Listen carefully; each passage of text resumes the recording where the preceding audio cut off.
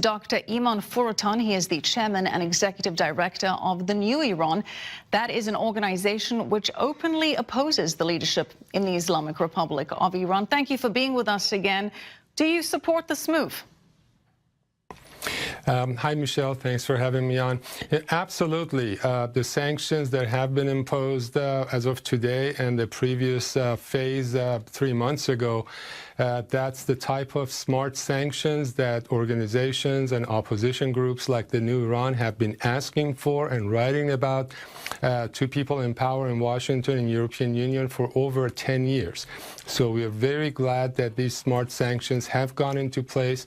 As your reporter mentioned, it is really bringing down the regime to its knees, and we feel that's the best way and the least bloody way and least violent way to actually have a controlled downfall of the regime due to its economic situation. I hear your point, and those sentiments echoed by others in Iran's resistance, praising the move online and elsewhere. But these sanctions will hurt the economy, and of course, that will first impact ordinary Iranians in the street.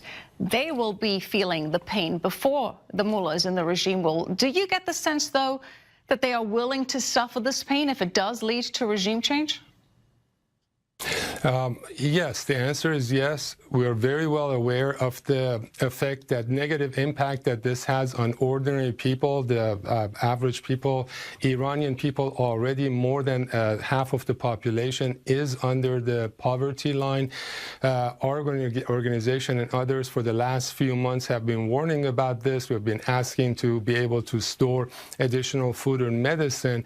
And our message recently has been for people who do have the money inside Iran, that's their responsibility now, that in any way and shape that they can, to support the poor people who are going to be mostly impacted negatively, either through the nonprofit organizations, through their neighborhood and stuff. And we already know a lot of that is going forward. However, over the years, the Iranian people that we're in touch with, just about 24 hours a day, 7 days a week, they tell us, Dr. Foroughtun, we much prefer to go this route than to have a military attack against Iran or to have a bloody situation and violent situation that has been going on in Syria or other similar places.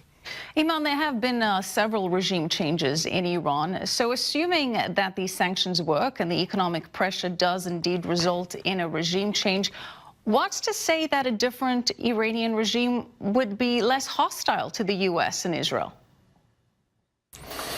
Well, as your audience may know, Iranian people are very different and are totally separate and must be distinguished from the Iranian ruling party, which is a tyrannical regime. If I should probably add here that when 9/11 happened in the United States, the only country in the whole Middle East where the people got into the streets with candle lights and vigils supporting the United States and being together with the people of the United States because of that attack were the Iranian people, and they were encountered by the regime's forces in the streets because of that act. Iranian people have had a long-term relationship with the United States and the Western world. They love to be here. They would love to have a great relationship with Israel and with the United States. Israel has been very kind. Prime Minister Netanyahu recently actually opened a website in Farsi, Iranian language, to help and show how Iran can actually address some of its water shortage problems. Right. So Iranian people have no problem with U.S. and Israel. It's only this tyrannical mullahs that are the jihadist terrorists that's the only way that they can stay in power, by making these slogans down to death to America, death to Israel. And despite what seems to be the will of the Iranian people, the European powers are still adamant on sticking with this deal. Iman, now that the Europeans are seeing how Iran is using funds from the deal to finance terror campaigns like the one in Denmark, where there was a foiled assassination attempt, and the one in Paris, where there was another foiled attempt to kill an opposition rally, do you think that the Europeans may slowly come to their senses and change their positions on this?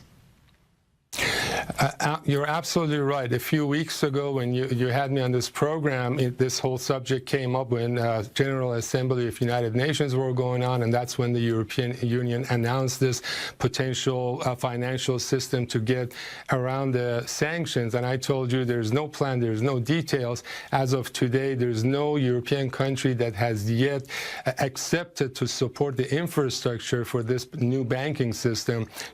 And this new sanctions are already in. So I believe the European countries are looking for excuses in order to be able to get out of the nuclear deal, and mainly because of these terrorism activities that you just mentioned.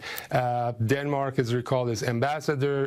France has not yet sent a new ambassador. So you're absolutely right. I think sooner than later, Europe also will decide there's no reason to work with this terrorist regime any longer.